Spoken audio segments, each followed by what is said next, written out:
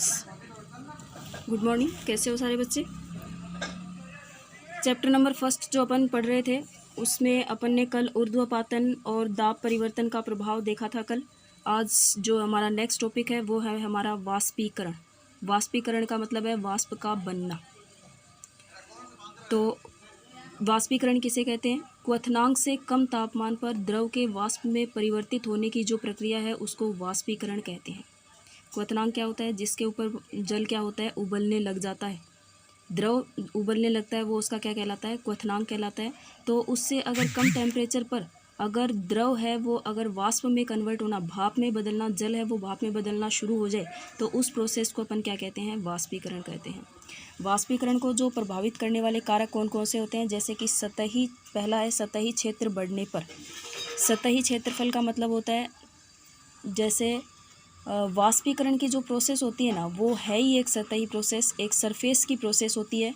अगर सतही क्षेत्रफल बढ़ेगा तो वाष्पीकरण की दर है वो भी क्या होगी? बढ़ेगी। जैसे कि अपन कपड़े सुखाते हैं, गीले कपड़े होते हैं, उनको अगर अपन एक जगह इकट्ठा करके डाल देना तब वो क्या होंगे? जल्दी नहीं सूखेंगे, बहुत टाइम लगेगा। लेकिन अगर उनको अपन फैला के सुखाएंगे, मतलब उसका सतही क्षेत्रफल बढ़ा देंगे, तब वो क्या होंगे? ज़्यादा जल्दी सूखेंगे। इसलिए मतलब अगर सतही क्षेत्रफल बढ़ा देते हैं तो वाष्पीकरण की क्रिया है वो क्या हो जाती है? बढ़ जाती है। दूसरा, तापमान में वृद्धि। अगर अपन टेम्परेचर बढ़ाएंगे तो जो कण हैं उनको क्या मिलेगी? गतिज ऊर्जा मिलेगी। मतलब वो ज़्यादा स्वतंत्र गति से क्या करेंगे? स्वतंत्र गति करना शुरू कर देंगे, तेज़ी से गति करना शुरू कर देंगे और जल्दी वो क्या हो जाएंगे? वाष्पीकृत हो जाएंगे। जैसे अपन पानी को गर्म करते ही जाते हैं तो क्या होता है? वो उबलना शुरू होता है और उबलते उबलते इतना मतलब उबलने लग जाता है जैसे कि अपन ने 2 गिलास पानी बर्तन के अंदर डाल के गैस पे गर्म कर रहे हैं। तो अगर उसको काफ़ी देर तक गैस को बंद नहीं करते हैं और उसको मतलब गैस के द्वारा उसको क्या मिल रहा है? तापमान मिल रहा है, यानी कि तापमान है वो बढ़ता जा रहा है उस पानी का। तो वो पानी है वो वाष्प बन के, भाप बन के क्या रहेगा? उड़ता रहेगा, यानी कि वाष्पीकृत ज़्यादा होगा। तीसरा, आर्द्रता में कमी। आर्द्रता का मतलब होता है नमी। क्या होता है? नमी। वायु में उपस्थित जो जल वाष्प की मात्रा है उसको क्या कहते हैं? आर्द्रता कहते हैं। मतलब वायु के अंदर थोड़ी थोड़ी नमी होती है ना, उसको क्या बोलते हैं? आर्द्रता। अगर वायु में जल वाष्प की मात्रा ज़्यादा होगी तो वाष्पीकरण क्या हो जाएगा? घट जाएगा। मतलब सूखी हवा होती है ना, सूखी हवा, जैसे एकदम सूखी हवा चलती है, ज़्यादा धूप तेज़ होती है, सूखी हवा चलती है, उस टाइम कपड़े जल्दी सूखते हैं।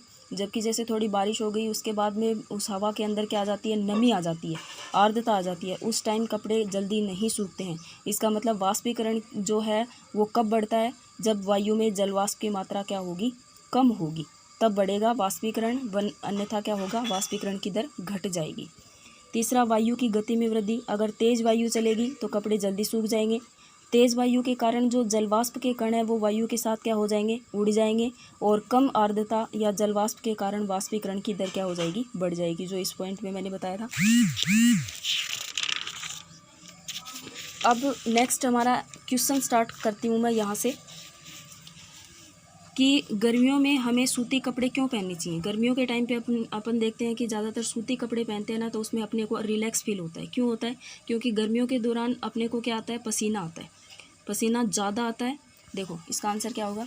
वाष्पीकरण के दौरान द्रव की जो सतह होती है उसके कण हमारे शरीर या आसपास से ऊर्जा प्राप्त करके वाष्प में बदल जाते हैं। सूती कपड़ा जो होता है ना उसमें जो जल का अवशोषण होता है वो ज़्यादा होता है, इसलिए गर्मियों में हमें क्या आता है? पसीना ज़्यादा आता है। पसीना ज़्यादा आता है तो सूती कपड़े क्या करेंगे? उस पसीने को अवशोषित करेंगे और फिर जो वायुमंडल में आसानी से मतलब सूती कपड़े उस पसीने को अवशोषित करेंगे और जैसे हवा चलेगी ना तो वो सूती कपड़े से वो जो पसीना उसने अवशोषित किया है वो जल्दी क्या हो जाएगा? वाष्प बन के उड़ जाएगा और हमें क्या होगा? शीतलता महसूस होगी, ठंडक महसूस होगी। जबकि अगर सूती कपड़े के अलावा कोई और कपड़े अपन पहनते हैं ना तो उसमें जो पसीना तो वो सोख लेगा, लेकिन उस पसीने को वो हवा के द्वारा वो पसीना जो है वो वाष्प बन के उड़ेगा नहीं। जबकि सूती कपड़े में क्या होता है? वो जल्दी उड़ जाता है, इसलिए हमें क्या लगती है? उसमें सूती कपड़े में हमें ठंडक महसूस होती है अदर कपड़ों की बजाय। नेक्स्ट जो क्वेश्चन है वो है बर्फीले जल से भरे गिलास की जो बाहरी सतह होती है उस पर जल की बूंदें क्यों नजर आती हैं। मतलब अगर एक गिलास के अंदर बर्फ़ वाला पानी डाल दें तो थोड़ी देर बाद में अपन क्या देखते हैं कि उस गिलास के बाहर की साइड में छोटी छोटी बूंदें नज़र आती हैं, छोटी छोटी बूंदें आ जाती हैं, ऐसे पसीना सा आ जाता है। ऐसा क्यों होता है? तो किसी बर्तन में अगर बर्फीला पानी रखेंगे तो बाहरी सतह पर जल की बूंदें नज़र आएंगी, क्योंकि जो वायु में जो जलवाष्प है, वायु में नमी है, उसकी ऊर्जा जो है वो ठंडे पानी के संपर्क में आएगी, मतलब उस गिलास के कांटेक्ट में आएगी, तो वो किस में बदल जाएगी? द्रव अवस्था में बदल जाएगी। जो बाहर पानी आ रहा है ना, वो अंदर वाला पानी बाहर नहीं आ रहा, वो क्या है, बाहर वाली जो हवा है ना उसके अंदर नमी है। वो नमी क्या होगी, जब उस ठंडे पानी से टकराएगी ना तो वो द्रव के अंदर क्या हो जाएगी, बदल जाएगी, और हमें क्या दिखाई देंगी, जल की बूंदें नज़र आएंगी। अब देखो तीसरा क्वेश्चन है ना, ये है कि तापमान जो है उसको सेल्सियस इकाई में परिवर्तन करना है। मतलब आपको केल्विन में टेम्परेचर दे रखा है और आपको उसको डिग्री सेंटीग्रेड में क्या करना है, चेंज करना है। केल्विन और सेल्सियस दोनों ही तापमान की क्या है, मात्रक हैं। इसलिए केल्विन को सेल्सियस में कैसे कन्वर्ट करेंगे और सेल्सियस को केल्विन में कैसे कन्वर्ट करेंगे, दोनों चीज़ें आप लोगों को समझ में आनी चाहिए। जैसे इसका फॉर्मूला आपको याद रखना है कि केल्विन में अगर तापमान निकालना है ना, तो जो सेल्सियस में तापमान दे रखा है उसमें अपन क्या कर देंगे, 273 को जोड़ देंगे।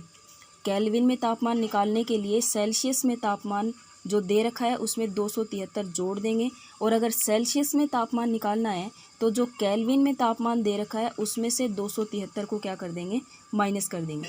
जैसे इसने 293 केल्विन दिया है और हमसे पूछा क्या है, सेल्सियस इकाई में इसको चेंज करना है।